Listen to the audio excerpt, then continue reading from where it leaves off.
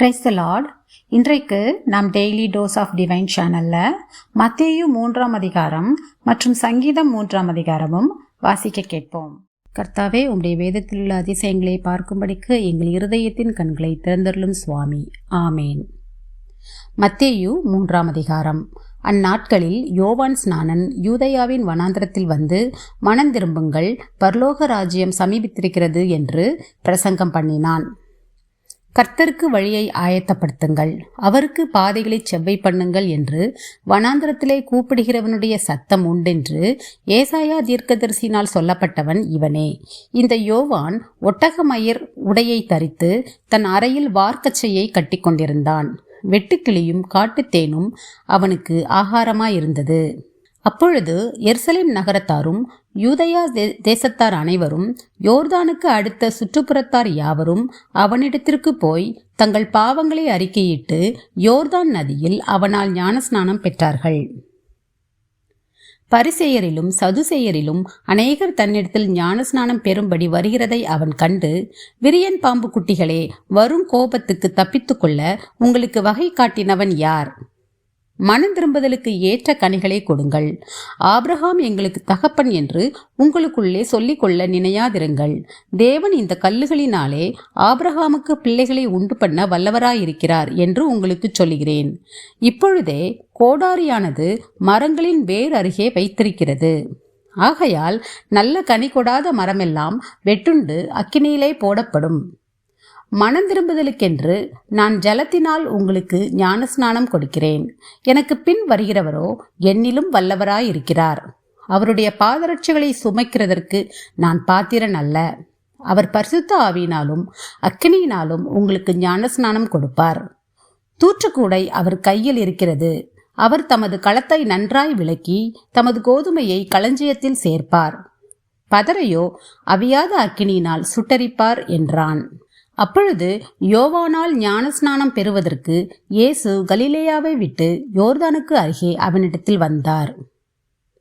யோவான் அவருக்கு தடை செய்து, நான் உம்மாலே ஞானஸ்நானம் பெற வேண்டியதாயிருக்க நீர் என்னிடத்தில் வரலாமா என்றான். இயேசு அவனுக்கு பிரதித்திரமாக, இப்பொழுது இடம் கொடு, இப்படி எல்லா நீதியையும் நிறைவேற்றுவது நமக்கு ஏற்றதாயிருக்கிறது என்றார். அப்பொழுது அவருக்கு இடம் கொடுத்தான். இயேசு ஞானஸ்நானம் பெற்று ஜலத்திலிருந்து கரை ஏறின உடனே இதோ வானம் அவருக்கு திறக்கப்பட்டது.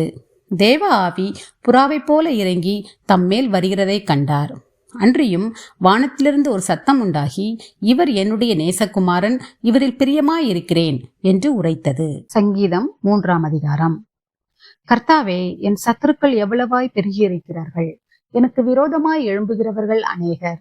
தேவனிடத்தில் அவனுக்கு ரட்சிப்பு இல்லை என்று என் ஆத்துமாவை குறித்து சொல்லுகிறவர்கள் அநேகராயிருக்கிறார்கள்.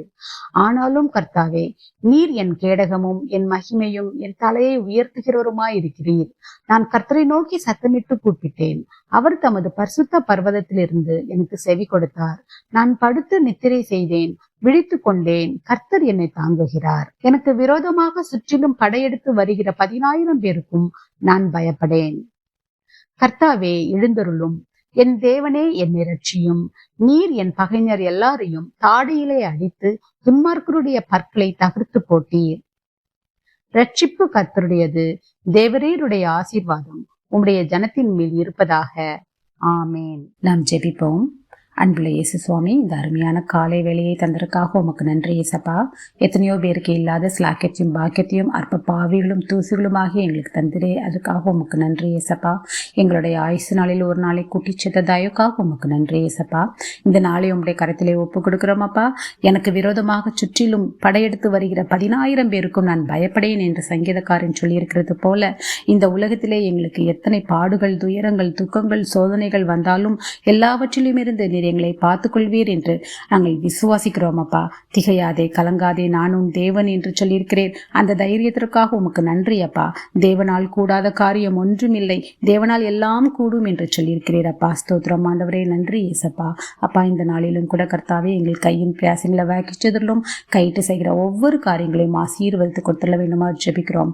எல்லா காரியத்தையும் நீர் பொறுப்படுத்திக் கொள்ளும், வழி நடத்தும், ஆசீர்வதியும். இயேசு கிறிஸ்து மூலமாக ஜெபம் கேளும் எங்கள் ஜீவனுள்ள நல்ல பிதாவே. ஆமேன். என் ஆத்துமாவே கர்த்தரை ஸ்தோத்ரி, என் முழுவதுமே அவருடைய பரிசுத்த நாமத்தை ஸ்தோத்ரி. என் ஆத்துமாவே கர்த்தரை ஸ்தோத்ரி, கர்த்தர் செய்த சகல உபகாரங்களையும் மறவாதே. ஆமேன், ஆமேன். நாம் அடுத்த வேத வாசிப்பில் சந்திப்போம். God bless you.